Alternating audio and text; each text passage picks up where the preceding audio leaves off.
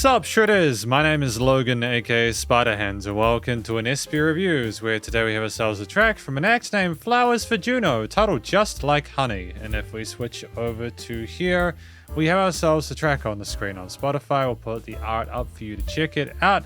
This is not the first track I reviewed for Flowers for Juno, but it's good to return to their work. Apparently this track was originally performed by Jesus and Mary Chain, and it'll be good to check out their take on it.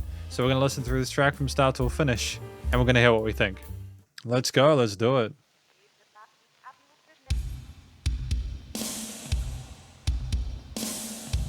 Incredible intensity with the panning there.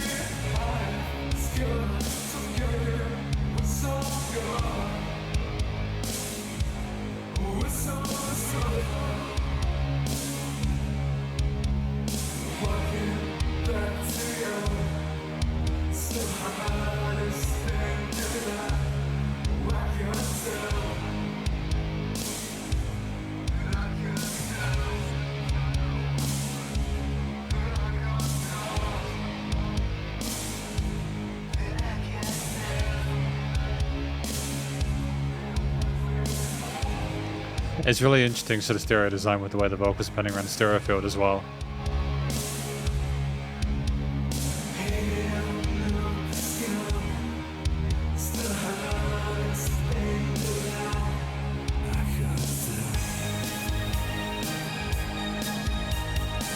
Great transition to the synth flutes though.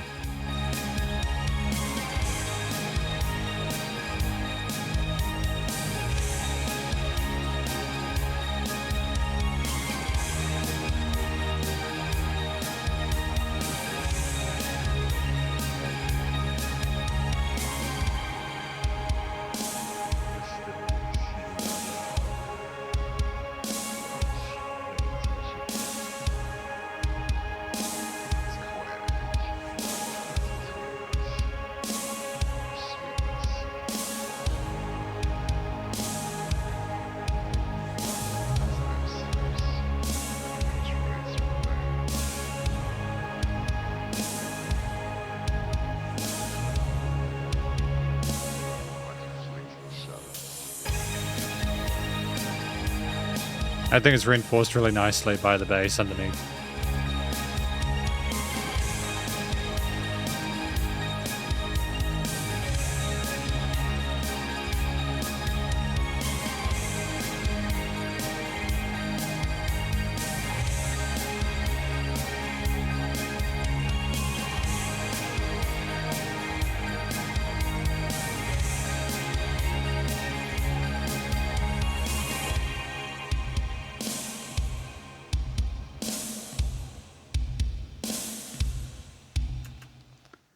Okay, so that was Just Like Honey from Flowers for Juno, which was a song again originally, I think, recorded or released by the Jesus and Mary Chain.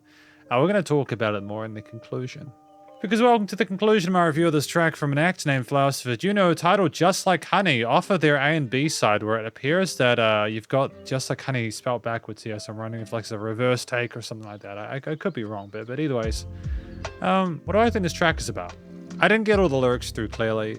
I don't think that was a thing that was meant to be. I don't think that was supposed to be super obvious. There were these effects on the vocals, whether they were kind of like, there was like flanges or like heavy reverbs on them, or they were swinging around the stereo field, kind of going backwards and forwards, like almost like 3D-ish kind of stuff, like this thought swirling around your head. But the parts I did get talking about just like honey and like sweetness and like the beehive and all that, I'm wondering if it's like just with the art. You know, the art of the person on the screen there. Is it comparing like love like honey or something like that? Or like it's kind of addictive to kind of go for that or something like that? I'm not quite sure. It's an interesting Um, it's different. I don't really hear a lot about honey and beehives in tracks nowadays, and I know that's probably like a comparison for something like a bit of metaphor, figurative, figurative point of speech, but still, okay. I think that it's an interesting angle. I think if you got all the words clearly, it'd probably be you'd have a bit more clarity to it, obviously. So you maybe just get a kind of a sense of the context a bit more. But like the vocals themselves, I feel like for this kind of post-wave-ish kind of style of rock, it works well. It's more like the vocals are trying to tell a story, but they're also trying to equally be a part, like a texture of the track, and amongst the guitars and the bass and the drums and the synths and all that kind of stuff there. And it's very kind of misty and moody and quite ambient. I don't think I don't think they're trying to have too many kind of static or kind of pump. I mean, the drums are punchy as hell. The kicks and snares and stuff, even though there's a bit of kind of like maybe a bit of treatment on the drums to kind of slow them down and sort of make them a bit kind of like flammy, if that makes sense. Even though I didn't get all the words through clearly, you could still hear the singer in the mix, whether they were the spoken parts revolving around the sides or the main lead lines in that head to chest voice there. I feel like the melodies we chose made sense with the instrumental parts around it. And I think that with the journey that we had throughout this track, we never overstayed our welcome. I think it was more about the aesthetic than trying to sort of like shove that kind of that story back down your throat. The track itself at 3 minutes 06 is well handled. I appreciate the fact that we didn't just, we had lots of, we had this. The track itself at 3 minutes 06 I feel is well structured. We allowed ourselves plenty of time to appreciate the different verses and chorus parts. Although I don't know if there wasn't a lot of lyrical repetition within this. It was almost like it was through composed. So like at the start of the track you had the kind of the hiss, the hum, and you could hear the woman speaking, and then those kicks came in. And instantly, you've got the drum kit showing itself. It's got a tone that'll carry throughout the rest of the track. It sounds massive with like the body of it and those reverb tails and stuff like that. And then eventually you get into a point where you hear the drums niche neatly underneath those distorted guitar tones there, which were fizzy and vivacious and worked really well with those power chords. They weren't overcomplicating the harmonies.